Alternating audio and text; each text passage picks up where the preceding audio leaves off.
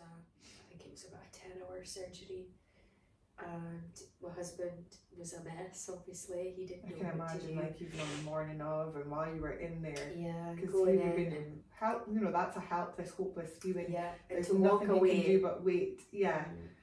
and walk away, and he was said, watching you go away that morning, back at 8 in the morning, and just the fear and the unknown. And he said, he was so positive. He was like, you will be fine, you've got to be fine, and you will be fine, and you're gonna come back, and you're gonna be well. And he was so encouraging. But you just, I remember that whole 50-50 statistic, and one of my really good friends saying to me, what do you think? And I said, well, I don't know. I'm 50, but I'm in this category of absolute hell. And she went, but you're not. She said, that statistic doesn't occur to you. And I was like, it does. And she said, it doesn't. She said, remember, because what he told me was, he said, it was such a rare diagnosis for someone like me, because he said, this type of cancer commonly affects obese, diabetic, alcoholic, over 60 men. I was a 50-year-old woman with an underactive thyroid.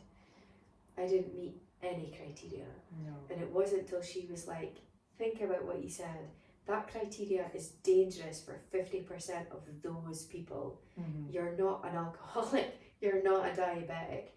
You don't meet this criteria. You're not over 60. You're a positive 50. You've got to go in with that mindset. Yeah, so off I went, off to surgery, huge surgery. Even Russell were at home, and they were like, what do you want to do? And she said, I don't know. And what do you want to do? And he said, I don't know. Yeah. So she got some of her friends round, and they just kind of waited, and he said, I'll leave you with your friends, and I'm going to go for a walk or a drive. And then some of our friends phoned and said, let's go for a lunch, let's go for something to eat.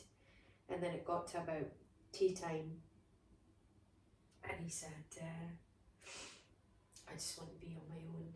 And he went and he drove. They'd taken him for food, they'd gone to Murto's for food, and then he said, I want to be on my own. And he went in the car, and he said he drove to the Westbourne Park, and he said his phone rang, and he said it was James Donaldson, the consultant. And he said, Mr. Anderson? And he said, yes. He says, it's James Donaldson here. He said, it went well. He said, I've got it all. I saw it, and I've got it all. And he just burst into tears. It must have been such a relief for him. Oh, I'll never know what it must have felt like for him. But as his wife, I mean, I can put myself in position of it being him, Mm-hmm. and that relief. And he said he just sat and cried, couldn't speak. And he thanked him, and he said, no, not at all. She's in recovery, she's doing well, and you'll get to see her maybe tonight. He said, but it will all depend what time she gets up to HDU. Mm-hmm. And yeah, he says, and then he just sat and then phoned Leah, phoned Neve, came up, and I saw him, I think it was about 10 o'clock. And he said, do you know? And I said, I think so, but I don't know if I've dreamt it. And he said, you're going to be okay. And I said, that's what I thought he said. But I wasn't sure. I thought I dreamt it. And he said, no, You're going to be okay. you're going to be okay. I'm so happy. I'm so happy that you were okay. Me too. Oh, God, I'm such an ugly crier. I can't believe I'm crying on a film. Honestly, got me absolutely crying my eyes out. It's so important. And I know that when we met, well, maybe not the first time or second time or whatever, but when we've spoken before, you've actually said to me sometimes like, oh, because you just had this surgery and you didn't have chemo, you didn't have whatever, that some of the other people have had to have, that you don't always feel like, I don't know what the word you use, but like that. I've used the term and I've gotten really in trouble for it, and I know it's wrong, but I do feel like I think for me, when I got involved with courage, I felt a bit of a fraud. And that's like what I mean, like that's, your story is so scary, you know, it is so important for people to hear. Yeah. And you know what you and your family's been through, like not every cancer has chemotherapy. No. And to be honest with you, Yeah. would you take chemotherapy over a surgery that's like got the statistics that you were facing? And yeah. Well, I didn't have a choice. And there was no alternative. There was no alternative. He said there is no chemo or radio that is going to work for this. He said, I need to remove your kidney, remove the tumour, and wait and see. And the plan will be biopsies and results following, and then we take it from the results. And luckily the results came. I said to him, are you telling me at this moment in time that I'm cancer free? And he said, yes, I am. Congratulations. Oh my gosh. It's just like, that's incredible. yeah. Like, And you're I just so remember, brave, Mhairi, honestly. I just remember him saying it and sitting there and going, thank you. Like, yeah. It's like, I didn't know how to react. I didn't know what to say. You know, and you've got this vision that somebody's just told you you're okay, you're cancer free, that you're going to be like, yes! Yeah. And I just went, okay, thank you. Oh, what do I do now? What happens now? So, yeah, a year worth of immunotherapy treatment. Is that what you have? Yes. Yeah. So that's what I get. I get what's called pembrolizumab. He said he wanted me to have that for at least a year if I could tolerate it, because what that does is my body's obviously taken a huge hit. So this treatment is to rebuild the immune system, and it specifically targets the cells in your body, which I think are like the C25 cells or something. I could be completely wrong, but specifically target these cells, which are the cells in your body that fight off any future cancer. So it's to rebuild those for the future. Obviously, my first question was, will it come back, and will it come back in my other kidney? And he said no. He said the likelihood is that if I had any recurrence, it would likely be my lungs. Okay. It's like, right, okay. Didn't expect that.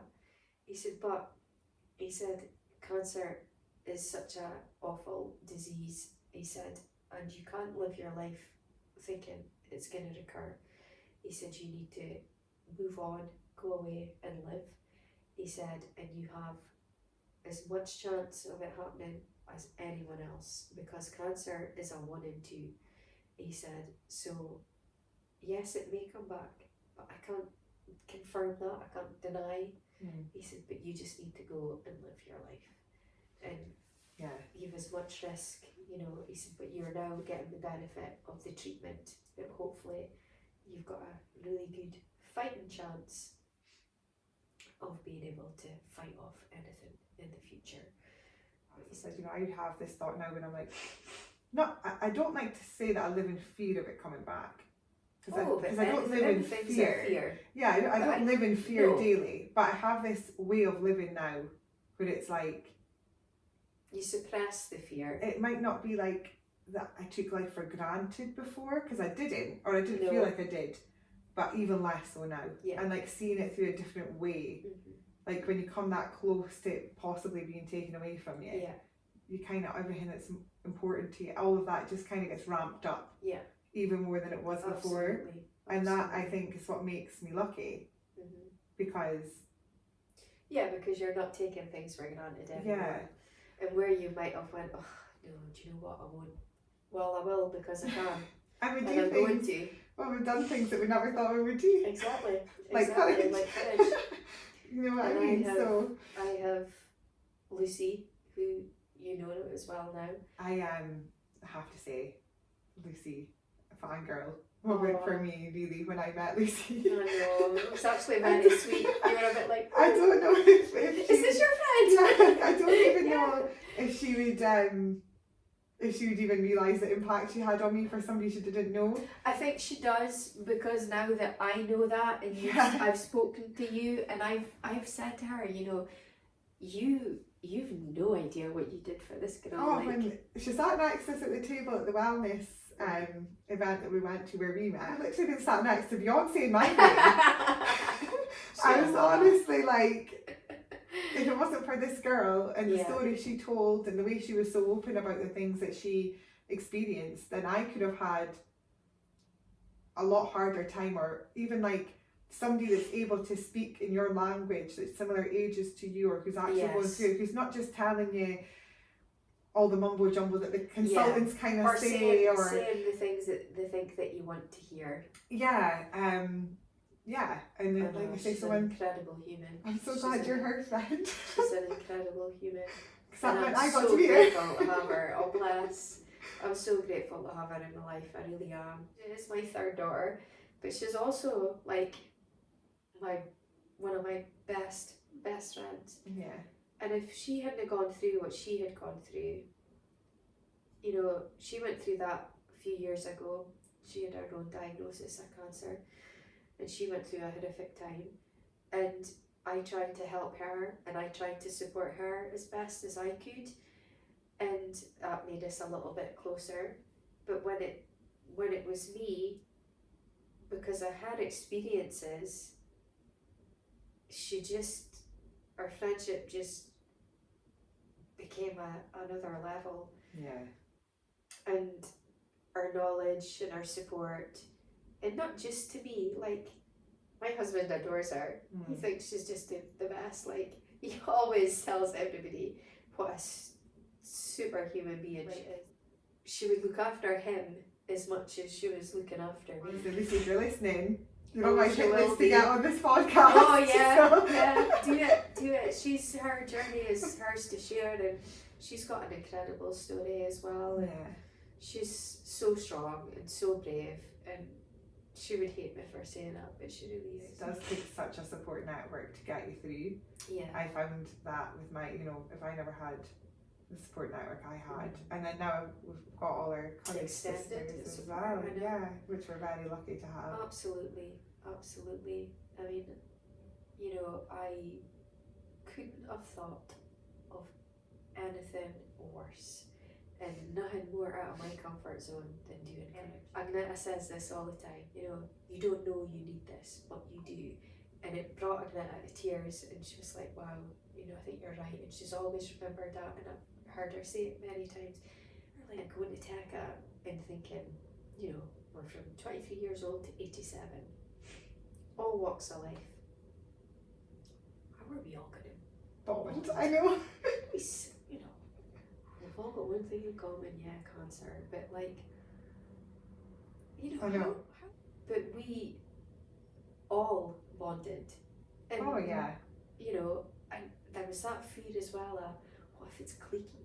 Because what if these women really like one another, but maybe I wouldn't really fit in that little group, and of course there's people that get on with other people more and have much more in common, but as the 23 of us that are here, we couldn't be more present for one another. We are all in different stages of cancer journeys, therapies, treatments.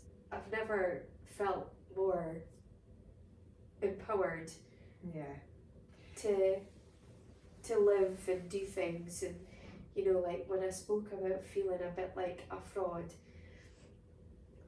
I know that's a really harsh thing to say, and people might think that's a bit strange to say that, but my experience of cancer, as well as, I'm still getting treatment, and it's not over, because I'm not back to the person that I was, and I don't know how I'm going to be in the future, but for me it was like this 2.5 week period of knowingly having an awful aggressive renal cancer, and that was it, and then it was gone.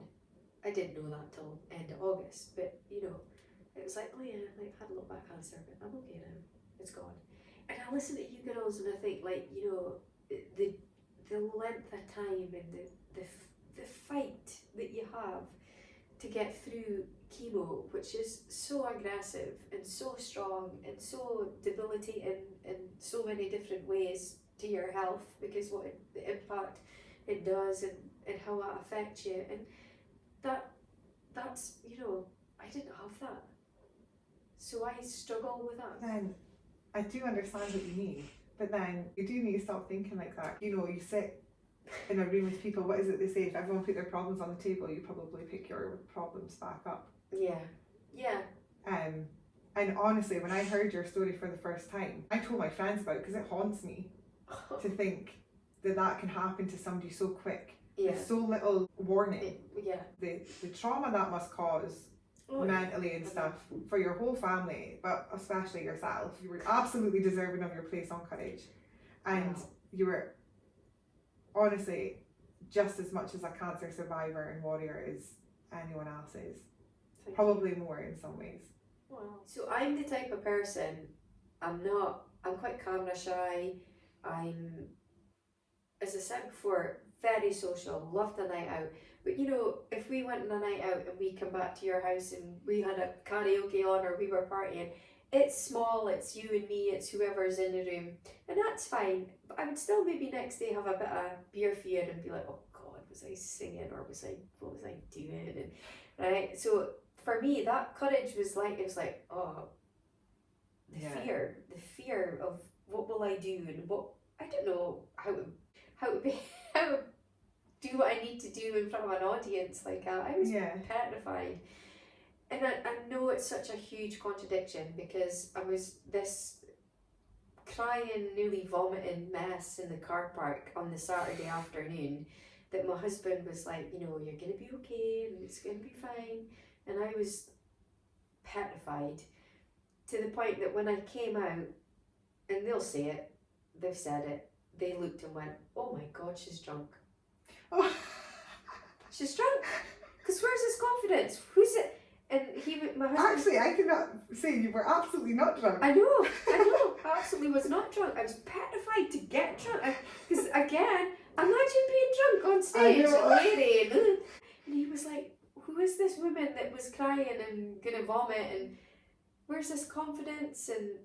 And then obviously at the end of it, and I came down, and he was like, oh my God, and he's like, you're not drunk, are you? And I was like, God no, I'm stone cold sober. And he was like, well, that was amazing. Just high on life. That was adrenaline. And again, like I say, when I look, I didn't want to look back on it, and I know I was dancing like a bit of an idiot, and I did look a bit like Tigger on steroids, like I say. I was a lot of bouncing, but and I was really worried about looking back on it through closed fingers, and did I want to watch? And my daughter said, my youngest daughter Eve said, no, don't you dare do that. Like, you had the best time and it showed, and enjoy it and embrace it, because you'll never relive that again. You'll never get to do anything like that again. So don't be embarrassed by what you did. And to be fair, we did absolutely knocked out the park, did we? Oh, I think like what? The models for next year, I'm all going to champion them in that, but we've set a bar. We've set a bar. Of course we've set a bar. And I know how nervous all of us were, and some girls are much more, I am shy, and then you'll look at Courage and think, really?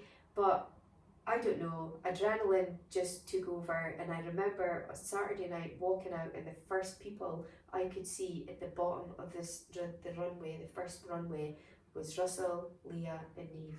And they were screaming, and that was it. And I just thought, oh fuck it, sorry, excuse my language, go for it, make them proud, because this is what it's for. And with the year you've had, it's such a nice, there's people that like to ring the bell or have a party or celebration or whatever, but to be able to come through what you came through, your surgery was like a year ago yesterday. Within that year, and then to be able to walk down that stage and show your girls, your family, that you're a survivor, you're a fighter. Yeah, exactly what I wanted to do. It was never for me. This was worth it. Yeah. Look at me now. I'm here and I'm living my best life in this moment. And my Marks and Spencer's pink trouser suit that I loved. Absolutely. As soon as I see that in the fitting room, 100%, you looked amazing. I remember seeing it on the rail and just thinking, Please I let hope it it fits. I hope it fits. I hope it fits. Let it fit. Because it was just me. It was so You me. look beautiful in all your outfits. Well, oh my god, you had me I've you to crying. thank for my perfect one. I know, but you had me crying in the perfect That bridal was shot getting absolutely that. hilarious. We were all crying. What happened? Honestly. It was all okay until we put on a fascinator and then it just fell apart. The room fell apart. I'm always going to be like, I picked that dress. I know. I tell everyone Kelly picked that dress. I'm so glad that I did it. I've got nothing but, you know, having all the negatives and the fear, and having now done it, and what I've got from it, what my family's gotten from it. The big picture, the whole thing, I will be a massive advocate for Friends at Anchor anyway for the rest of my life, but for courage and for these ladies who are sitting at home who might think, I'm going to do that, I want to do that. Not all of them are going to be like that, but there's going to be some ladies who you just have to do it. Yeah. And I know there's only 24 ladies that can be picked. But if you don't get picked, try again. Yeah, try keep applying. Try again. It's worth it. Because what you will, it's indescribable to try and tell people what you get out of doing the whole process. It really is. But it is so rewarding and so worthwhile and just amazing. I mean, amazing is just such a small word for it, really. No, but it is. I've got these people for life. I've got you in my life for life. I know, exactly. And the whole group, the girls, the ladies we've met, the future that we're gonna make and spend together. It's unbelievable. Yeah, and I really look forward to that. And I love the bubble that we'll have when we get together, because not only is it good fun, it can be pretty wild actually. But just, you can say anything and nobody's gonna care and nobody's gonna judge you, because they get it and they've been there, or they understand it, or they just know. And it's just such a good group to be in, to have that. And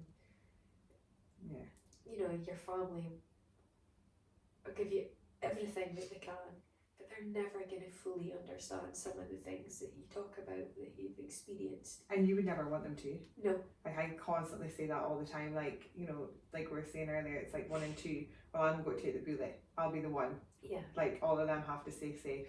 Yeah. You know what I mean? Like, I've said that a few times when it comes to like my friends and my family. Yeah. Like, yeah, Russell I want to be that. the one. Russell says that to me a lot, you know. You're the one, you've had your turn. It's someone else's now. It's not going to be you again. You've got to think that it's not going to be you again. Yeah. You've had yours, you've moved on. So, and you try, you do try to think like that. It's hard sometimes. Of course, like, you gotta go, oh my god. And you're always going to jump to conclusions. And then you take a breath and then you're like, no, breathe, think, process. And the thing is, every time there's a scan or an appointment or a checkup or whatever there is, because there's always something coming next. Yeah. Then and it all just brings it all back. Scanxiety was even a word. I didn't know that word until all this happened to me. And it is real. And yeah, like, for however long that we've got to, you know, everyone might have different times that they've got to stay in that world before they're discharged. But yeah, every time it comes up, I'll be probably just as scared as and if anything, I'm probably more scared now, because the first time I was so naive. You know, like, I don't know if it's the same for, you know, like, experience at anything. No, but like, I don't, you know, cancer puts you into, it's a world in its own. And I've never even regularly been in the hospital. No. Like, you know, like, I know, apart from giving birth to my children, I've never.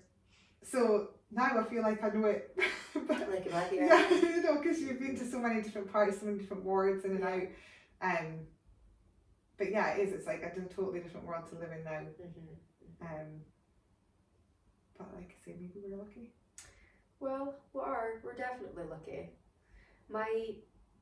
my thought now is, and this will be my next step. My husband asked me just a couple of weeks ago, how are you feeling about your treatment coming to an end? Now that's a big deal for me. Yeah. I don't know, the immunotherapy, how I see it right now, is a comfort blanket. That's my security. Yeah. You know, nothing can happen while I'm getting this. A bit like, I've got my Superman cloak on. Everything will just bounce off that cloak. But when it stops, the cloak disappears, and does that make me more resilient again? So I'm already a little bit like, oh God, because I don't benefit the treatment for a year and that's it. I wouldn't benefit from any more. No. That it's what is offered has been offered and it was up to that year and that's it. And it will, it's an accumulative treatment, so it's in my system for a long time. I've had issues with side effects, nothing major, but it can affect you in years to come. It can affect your body. Side effects can hit you if you didn't have any or anything at the moment. It can happen later on. So there's that to consider, that when I think like, oh God, my achy bones or whatever, it's probably a treatment thing. It's probably going to be a treatment thing, and then I just jump to the wrong conclusions. Something else is going on. So yeah, I do worry a little bit about moving on from when it finishes, but I'm already preparing myself. People speak about that being tough, treatment finishing, and then you're kind of out on the world on your own. Yeah, you're out on your own. For me, it was like I had finished chemotherapy and I had 6 weeks left of having like basically the numbers to call and the things to do, whatever. And then after that 6 weeks was done, I was kind of out on my own. And it is scary and it is weird, and I haven't had a blood test in 6 months. It takes a lot of getting used to being out on your own. Yeah. Like a bit of that. But I think there's a lot of support out there. I know Maggie's do a lot. Yeah. And stuff. There is things that you I'm can a big go to. advocate for all of these places. Yeah, like I hadn't really been to Clan.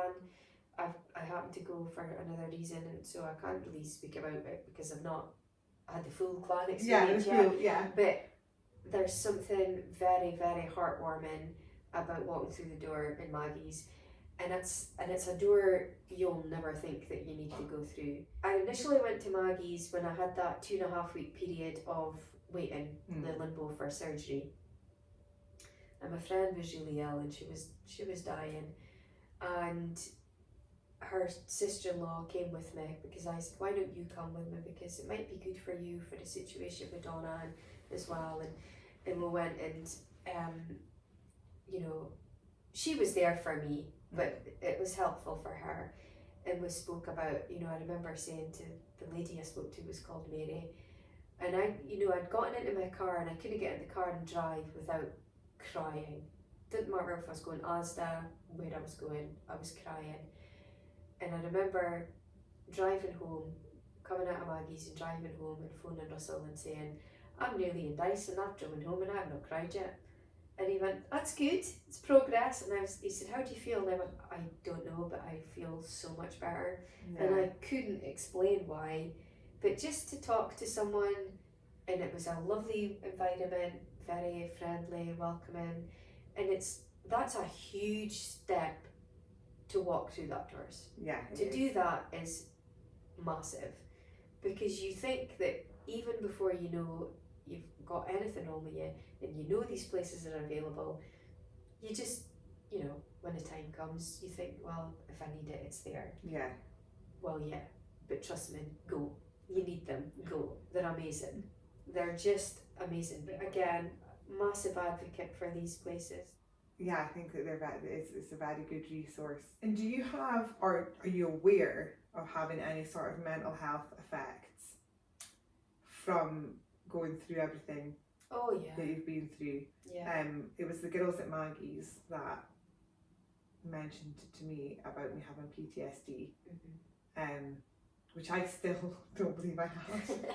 Which No, I think because is you one don't of want the to take symptoms that of it. on board, Yeah. because you've been through enough, you don't need anything else. Yeah, they kind of said, you know, the way that they kind of spoke to me, you know, they're the people that know, and they can get you in touch with all the psychiatrists and stuff, and they can help you out. But the way they said it to me is because I'm so emotionally detached from, like, I'm listening to you crying, speaking about myself, not a tear. Do you know what I mean? I'm so detached from it. So they were like, we think that you have PTSD, but the problem with PTSD is you can't really do much for it until you're a certain amount of months, like post-trauma, because your brain doesn't process it. Yeah, so they could be sitting giving me counselling now, but you're not in that place yet. Do you know what I mean? Yeah, so you've kind of got to wait a bit with that, but that's the only thing that's been said to me mental health wise so far, that like it's came along with like my cancer diagnosis and stuff. I haven't really experienced any, I mean, I get anxiety around scans and medical stuff, but in general I don't think I'm suffering from like depression or anxiety or anything like that. But I know I definitely the things is like touched on those. Mental health is really important for everyone, but with like going through what we've been through, it's really important to keep that in check as well. Definitely, because I remember so when I did start going back to Maggie's, I got involved in a group, and it basically was called What's Next, you know. And it was really interesting. It was really, you know, we all shared our stories and our situations and things, and I did find it really useful and beneficial. And again, my mum, as I say, was unwell and going through a few different things at the time, and my daughter actually was going through a thing where she wasn't feeling very well, and I was really worried about her.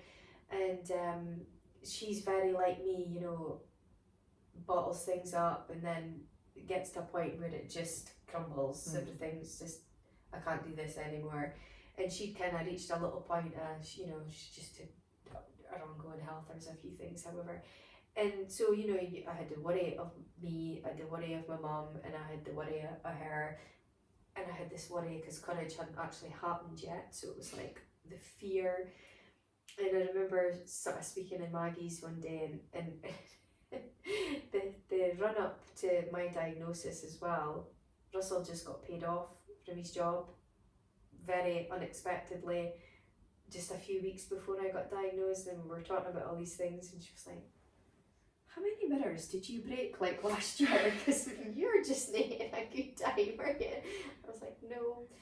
And then, you know, at the end of it, she kind of pulled me aside and she said, seriously, I'm actually a little bit worried, like, you know, you are taking on all this stuff and you're not at work for a reason, you know, you're still recovering. And I know your surgery was a long, you know, it was a few months at this point, a good few months ago, but you are taking on far too much. She was quite worried about what I'd sort of outpoured that day in the group, and she said, I think you'd benefit from coming and talking to one of our psychologists, and you know, I think you need to share your burdens and learn how to do that. I still haven't ruled that out. It's still something I think I will do. Again, I don't feel I've got the time because I'm busy, but then that's when I'm like, no, because I'm supposed to be not offloading.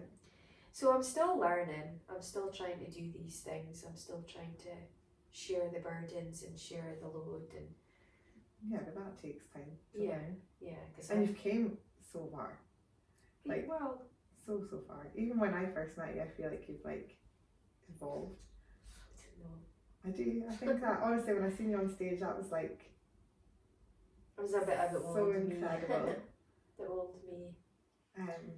But yeah, hopefully it just keeps bouncing back, and I mean, it can only get better.